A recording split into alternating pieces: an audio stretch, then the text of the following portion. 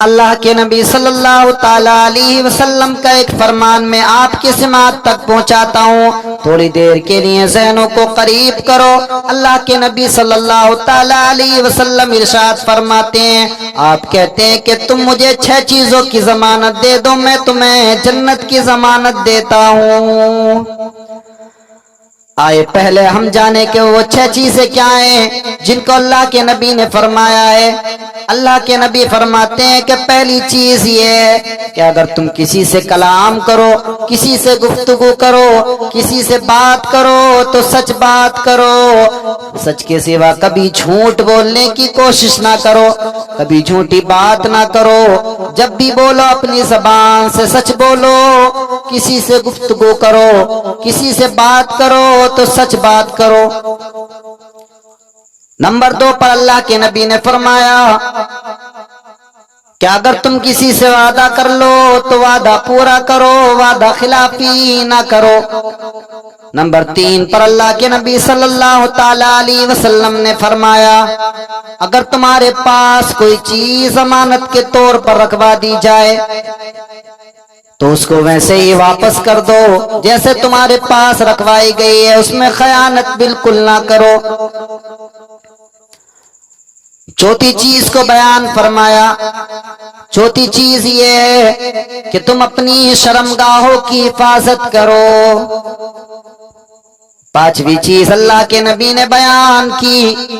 پانچویں چیز یہ ہے کہ اپنی نظروں کی حفاظت کرو، اپنی نظروں کو جھکا کر چلو،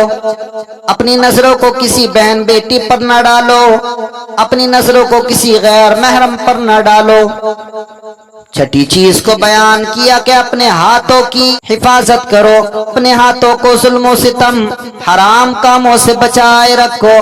اللہ کے نبی فرماتے ہیں اگر تم نے مجھے ان 6 چیزوں کی ضمانت دے دی تو میں محمد تمہیں جنت کی ضمانت دیتا ہوں۔ اللہ کے نبی سے پیار کرنے والوں، اللہ کے نبی پر جان قربان کرنے والوں، اللہ کے نبی کے فرمان کے مطابق زندگی گزارنے والے بن جاؤ۔ اگر قسم خدا کی تم اللہ کے نبی کے فرمان کے مطابق زندگی گزارنے والے بن گئے، جو اللہ کے نبی کے فرمان کو مانتا ہے، کبھی جھوٹ نہیں بولے گا، کبھی امانت میں خیانت نہیں کرے گا، کبھی کسی پر ظلم نہیں کرے گا، کبھی کسی کو نہیں ستائے گا، کبھی کسی کا حق نہیں مارے گا، کبھی اپنی زبان سے کسی کو غلط بات نہیں کہے گا، جو اللہ کے نبی سے پیار کرنے والا ہوگا، اللہ کے نبی کے فرمان کو ماننے والا ہوگا، وہ بالکل اس طرح سے ہو جائے گا۔ کیا پیش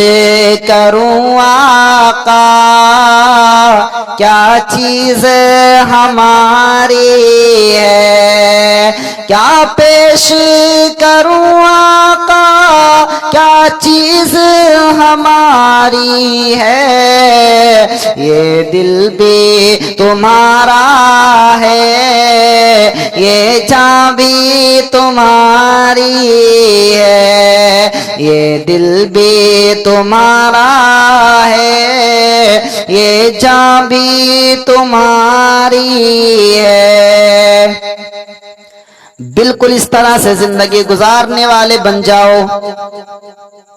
اگر تم نے اس طرح سے زندگی گزار لی، اللہ تبارک و تعالیٰ کے محبوب راضی ہو جائیں گے، اور جس سے اللہ تبارک و تعالیٰ کے محبوب راضی ہو جائیں اس سے رب راضی ہو جاتا ہے، اور جس سے رب راضی ہو جائے وہ دنیا میں بھی کامیاب ہوتا ہے، دنیا سے جانے کے بعد آخرت میں بھی کامیابی ہے۔